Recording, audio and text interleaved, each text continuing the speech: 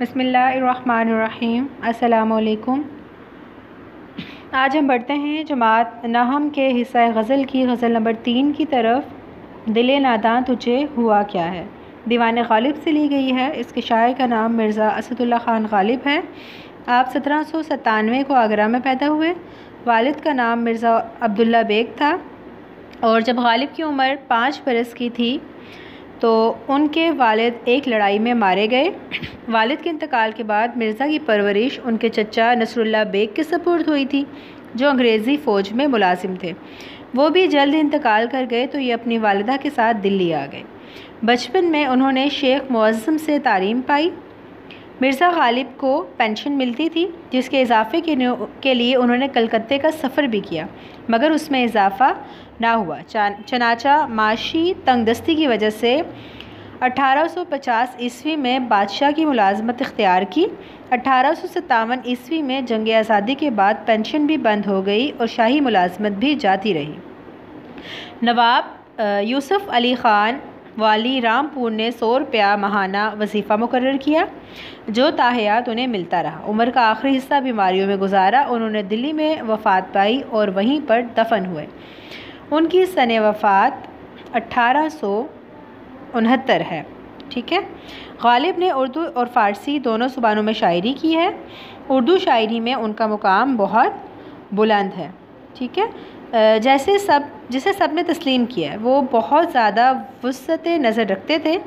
غالب ہر دور میں اہم شاعر ہیں، اور ان کی بہت ساری خصوصیات کی بدولت انہیں اردو شاعروں کے صف اول میں ممتاز جگہ ملی ہے۔ اگر ان کی تصانیف دیکھتے ہیں تو ان میں دیوان غالب ہے اردو میں، پھر دیوان فارسی، گل رانا، مہر نیمروز، دستمبو، قاطع برہان، لطائف غیبی، قادر نامہ، عود ہندی اور اردوائے معلیٰ شامل ہیں۔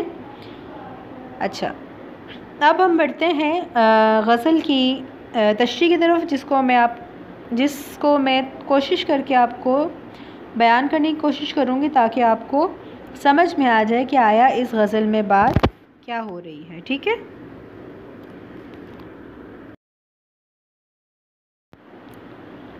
اس غزل کا پہلا شعر ہے: دل ناداں تجھے ہوا کیا ہے، آخر اس درد کی دوا کیا ہے۔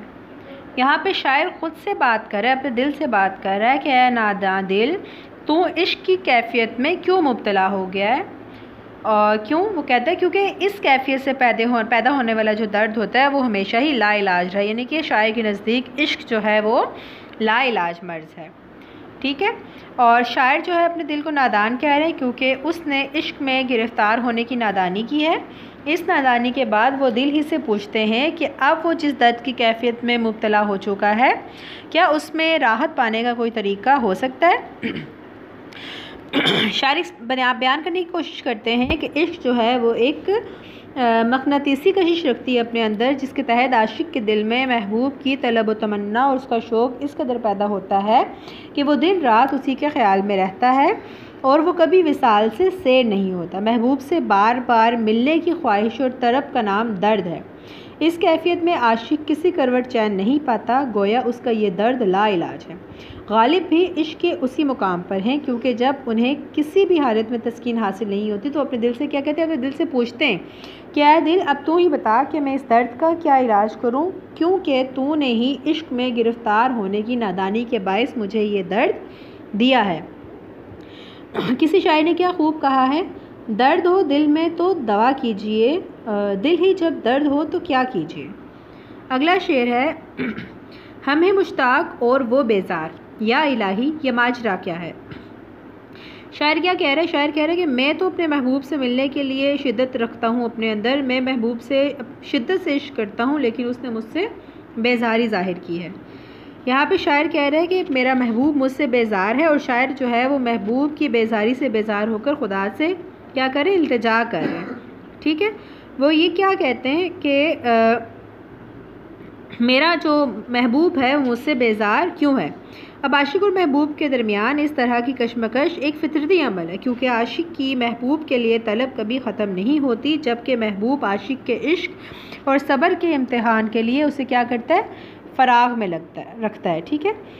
اب یہاں پہ کیا شاعر مزید بات کر رہا ہے، وہ یہ کہہ رہا ہے کہ میرے اندر جو ہے قرب کی خواہش ہے، میں قرب چاہتا ہوں، میں وصل میں لمحہ گزارنا چاہتا ہوں، لیکن محبوب جو ہے وہ مجھ سے برعکس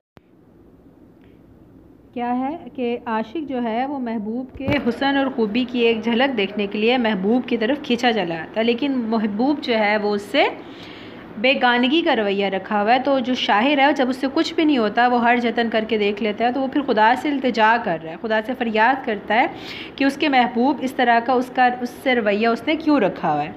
یہاں پہ بھی ایک شعر یاد آتا ہے، تم ہمارے کسی طرح نہ ہوئے ورنہ دنیا میں کیا نہیں ہوتا۔ اس کا شعر نمبر 3 ہے، میں بھی منہ میں زبان رکھتا ہوں، کاش پوچھو کہ مدعا کیا ہے۔ اب یہاں پہ شاعر جو ہے وہ محبوب سے ہم کلام ہونے اور دل کے جذبات و کیفیات کا محبوب کے روبرو اظہار کرنے کی خواہش کا اظہار کر رہے ہیں، اور ساتھ ہی جو محبوب ان کی طرف توجہ نہیں دیتا اس پہ شکوہ بھی کرتے ہیں۔ اب یہاں پہ کیا ہے جی، یہاں پہ ایسا ہے کہ عاشق محبوب کی طلب اور تمنا رکھتا ہے، وہ ہر لمحہ وصل میں گزارنا چاہتا ہے، اور وہ محبوب کی توجہ چاہتے ہوئے اس سے بھی زیادہ طرز کی توقع رکھتا ہے، لیکن محبوب کے اندر عاشق کی توقعات کے متضاد ہے، ٹھیک ہے۔ وہ اپنی اداؤں سے عاشق کا دل لبھاتا ہے لیکن قرب اختیار نہیں کرتا، اور یہی وجہ ہے کہ غالب اپنے محبوب سے اپنی زبان بندی کا شکوہ کرتے ہیں۔ وہ بارگاہ محبوب میں ہیں لیکن زبان بندی کا حکم ہے، یعنی کہ وہ بات نہیں کر سکتے، وہاں پہ وہ اپنے محبوب کے سامنے کچھ بھی نہیں کہہ سکتے، اس وجہ سے وہ خود سے مخاطب ہیں۔ وہ کیا کہتے ہیں کہ کاش محبوب ان کی طرف نظر التفات کرے، یعنی ان کی طرف دیکھے اور وہ بھی اپنے دل کی جذبات اور کیفیات کا اظہار کرے، لیکن چونکہ وہ اپنے محبوب کے سامنے کچھ نہیں بول سکتے، حکم جو ہے اس کو زبان بندی کا اس وجہ سے بولنے سے قاصر ہے۔ یہ دستور زبان بندی ہے کیسا تیری محفل میں، یہاں تو بات کرنے کو ترستی ہے زباں میری۔ شعر نمبر 4 ہے، ہم کو ان سے وفا کی ہے امید جو نہیں جانتے وفا کیا ہے۔ یہاں پہ غالب نے اپنے محبوب کو بے وفا کہہ دیا، لیکن پھر بھی اس سے وفا کی امید لگائے بیٹھے ہیں۔ یہاں پہ ایک قول آتا ہے ذہن میں، آپ سے شیئر کرتی چلوں کہ محبوب اس ذات کو کہتے ہیں جس کے قرب کی تمنا کبھی ختم نہیں ہوتی اور امید اس خوشی کا نام ہے، اس کے انتظار میں غم کے ایام کٹتے ہیں، ٹھیک ہے۔ اب یہاں پہ کیا ہو رہا ہے، یہاں پہ ہر حال میں محبوب کی تمنا اپنے دل میں رکھی ہوئی ہے، محبوب کے جفائیں سہتا ہے، اس کے ظلم پر صبر کرتا ہے، لیکن وہ پھر بھی کیا کرتا ہے، محبوب کی طلب اور اس کی قرب کی خواہش دل سے نہیں نکال سکتا۔ وہ محبوب کی بے رخی کے باوجود پر امید ہے کہ محبوب کبھی تو اس کی طرف نظر التفا کرے گا، ٹھیک ہے۔ امید بھی عاشق کے مزاج کی ایک کیفیت ہوتی ہے، لیکن محبوب کا مزاج اس سے برعکس ہے۔ یہیں پہ شاعر نے شکوہ کیا ہے کہ اس کا محبوب جو ہے وہ اس کی طرف نہیں دیکھتا، جیسے وہ وفادار ہے لیکن اس کا محبوب جو ہے وہ اس کی توقعات کے برعکس بے وفا ہے۔ شاعر کا محبوب بھی بالکل بے وفا ہے، لیکن وہ خود بھی اپنے دل کو مطمئن کرنے کے لیے کہہ رہا ہے کہ وہ جتنا بھی بے وفا کیوں نہ ہو لیکن پھر بھی شاعر کو اس سے وفا کی امید ہے۔ اگلا شعر ہے، ہاں بھلا کر تیرا بھلا ہوگا اور درویش کی صدا کیا ہے۔ یہاں پر شاعر نے، آپ دیکھیں شعر کو اگر سمجھیں تو یہاں پہ ذو معنی بات کی، یعنی کہ دو طریقوں سے بات کرنے کی کوشش کی ہے۔ ایک یہ کہ وہ دوسروں کو نصیحت کریں کہ وہ لوگوں کے ساتھ بھلائی کریں، جبکہ دوسرے کا مطلب کیا ہے کہ وہ اپنے محبوب کو اپنے ساتھ بھلائی کرنے کا کہتے ہیں، یعنی کہ وفا کرنے کا کہہ رہے ہیں۔ اور جہاں تک اگر ہم دوسروں کے ساتھ نیکی کی بات کرتے ہیں تو وہ کیا ہے، اگر دوسروں کے ساتھ بھلائی کریں گے تو وہ نیکی ہے اور انسانیت کی معراج بھی ہے، جیسے کہ حدیث نبوی ہے کہ لوگوں میں سب سے اچھا وہ ہے جو دوسروں کے ساتھ بھلائی کرے، ٹھیک ہے۔ اس لیے اللہ والے یعنی کہ درویش لوگ انسان کو انسانیت سکھاتے ہیں، سیدھا رستہ سکھاتے ہیں، دکھاتے ہیں اور لوگوں کے ساتھ بھلائی کا درس دیتے ہیں۔ غالب کا مطلب بھی یہی ہے کہ درویشوں کو کسی سے بھلا کیا بیر ہو سکتا ہے یا کیا تضاد ہو سکتا ہے، اس لیے وہ دوسروں کے ساتھ ہمیشہ کیا کرتے ہیں، بھلائی کرنے کو کہتے ہیں۔ لیکن اگر ہم اسی شعر کا دوسرا پہلو دیکھتے ہیں تو غالب جو ہے اس نے اپنے محبوب سے بے وفائی کا شکوہ کیا ہے۔ وہ کیا کہہ رہے ہیں کہ تم میرا بھلا کر دو، اپنے محبوب سے کہہ رہے ہیں کہ میرا بھلا کر دو، میری طرف اپنی نظر ڈال دو، ایک طرح سے ان کو شکوہ کے انداز میں کہہ رہے ہیں، کیونکہ اس کے علاوہ ان کے پاس اور کوئی چارہ نہیں ہے۔ اگلا شعر ہے، جان تم پر نثار کرتا ہوں میں نہیں جانتا دعا کیا ہے۔ اب غالب نے یہاں کیا کیا ہے، شاعر نے اپنے محبوب کو اپنے مخلص ہونے کا اور اپنے صادق ہونے کا یقین دلایا، اور یہ کیا کہا ہے؟ اس نے کہا ہے کہ میں عملی طور پر تم پر اپنی جان دینے کو تیار ہوں، یعنی کہ اپنی ذات میں فنا ہو کر جس کی ذات میں بقا ہونا نامنظور ہو اسے محبوب کہا جاتا ہے۔ اب ایک عاشق کا جذبہ جو ہوتا ہے وہ سچا ہوتا ہے، وہ اپنے محبوب کی خاطر اگر آپ ہسٹری دیکھتے ہیں وہ صحراؤں کی دھول چھان سکتا ہے، پہاڑ کھودنے پر آمادہ ہو جاتا ہے، طغیانوں سے لڑ سکتا ہے، غاروں پر لوٹ سکتا ہے، یہاں تک سولی پر بھی لٹک جاتا ہے، لیکن جس ذات کو اس نے محبوب مانا ہوتا ہے اس سے جدائی گوارا نہیں کر سکتا، بلکہ وہ تو اس کا جزء ذات بن کر اس کی ذات میں فنا ہو جاتا ہے اور اس کی خوشنودی کی خاطر اپنی جان قربان کرنے کو تیار رہتا ہے۔ ٹھیک ہے، اگلا شعر ہے، آخری ہے، مقطع ہے، میں نے مانا کچھ نہیں غالب، مفت ہاتھ آئے تو برا کہے۔ یہاں پہ شاعر نے اپنے آپ کو بے قیمت کہہ دیا ہے۔ ٹھیک ہے،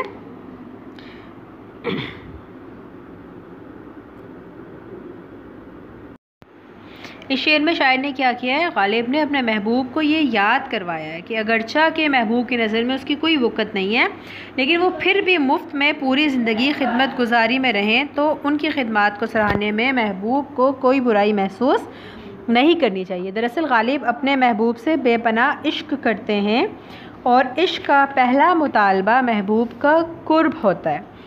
ٹھیک ہے، اور اس کے حصول کے لیے عاشق طرح طرح کی آزمائشوں سے گزرتا ہے، حتیٰ کہ اسے اپنے محبوب و خدمت گزار یا خدمت گار بن کر رہنا بھی منظور ہوتا ہے۔ اس لیے غالب محبوب کو یہی کہتے ہیں کہ وہ مفت میں ان کی خدمت کا جذبہ رکھتے ہیں اور ہمیشہ بے لوث اور بے صلہ خدمت میں رہنا چاہتے ہیں، اور اگر کوئی مطالبہ ہے تو فقط اتنا کہ محبوب ان کی اس خدمت کو بیکار اور بے سود نہ سمجھے بلکہ ان کی اس پیشکش کا اعتراف کرے۔ لیکن محبوب کا یہ رویہ مال مفت دل بے رحم کے طرح کا ہو گیا ہے، وہ غالب کی خدمت کو خاطر میں ہی نہیں لا رہا۔ اس کے برعکس غالب اس بات پر قائم ہے کہ محبوب ان کی مخلصی اور وفاداری کو پہچانے اور اپنے رویے میں نرمی پیدا کرے۔ یعنی کہ یہاں پہ مجھے آخری جاتے جاتے ایک شعر بیان کر دی چرو ناصر کاظمی کا کہ قہر سے دیکھنا ہر آن مجھے، آنکھ رکھتا ہے تو پہچان مجھے۔